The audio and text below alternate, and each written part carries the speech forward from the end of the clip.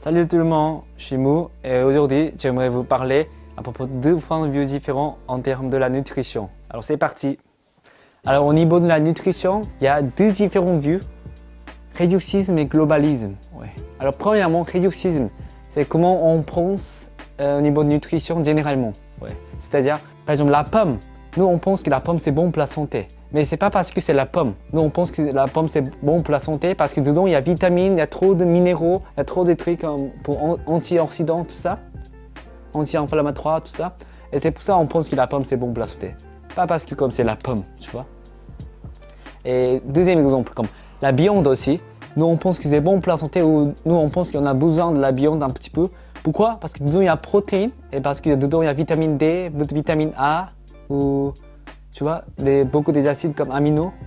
Et c'est pour ça comme nous on pense que la viande c'est bon pour la santé. Pas parce que c'est la viande. Ouais. Et moi j'insiste, mon avis c'est que la plupart des vues aujourd'hui au niveau de nutrition, la plupart des gens ils expliquent avec réductisme comme ça, la théorie réductisme.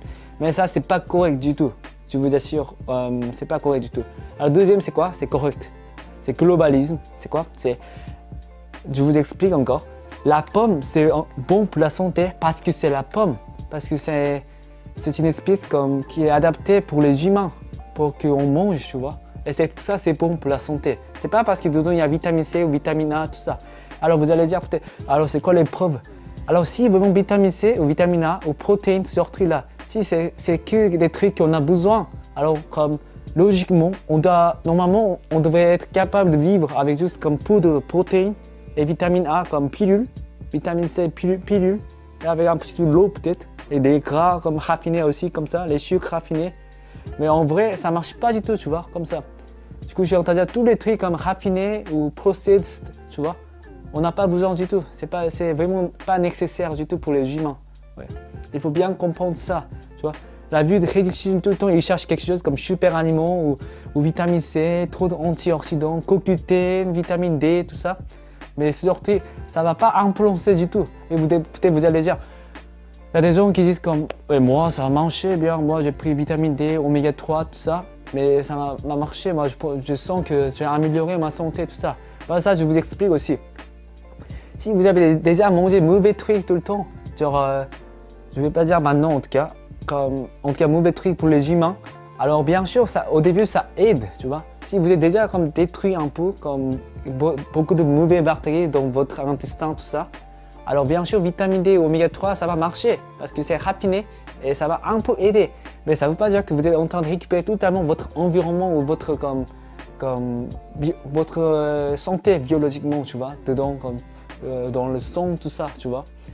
Et le truc, c'est qu'il faut juste totalement changer avec bonnes bactéries parce que, genre, alors pour ça, il faut manger des trucs comme vraiment cru et vivant. Alors parfois, il y a des gens qui vont dire encore, ouais, moi j'ai fait une prise de sang et j'avais carence, tu vois. J'avais carence de certaines nutritions, vitamine D ou je sais pas, au fer, tout ça. Là, je veux bien expliquer aussi. Au niveau de vitamine D, ça c'est plutôt problème de soleil, d'accord? Soleil, il faut prendre du soleil tout le temps. Enfin, plus que 30 minutes par jour, comme ça. Mais bien sûr, vous pouvez prendre avec suppléments alimentaires ou je sais pas, ou la viande de saumon, tout ça. Mais bien sûr, si ce n'est pas une nourriture qui ne sont pas adaptées pour nous, pour les humains, alors ça va causer un autre problème, tu vois, et une autre carence aussi, ce que je ne vous recommande pas. Plutôt, il faut manger des trucs qui sont adaptés pour les humains, pour nous, tu vois. Et comme ça, vous allez avoir rien de problème du tout. Et faire tout ça, vous n'avez pas besoin d'inquiéter du tout si vous êtes bien nourri avec bonne nourriture, tu vois. Alors, les nourritures qui sont adaptées pour les humains, je vais faire une autre vidéo à propos de ça. À la prochaine.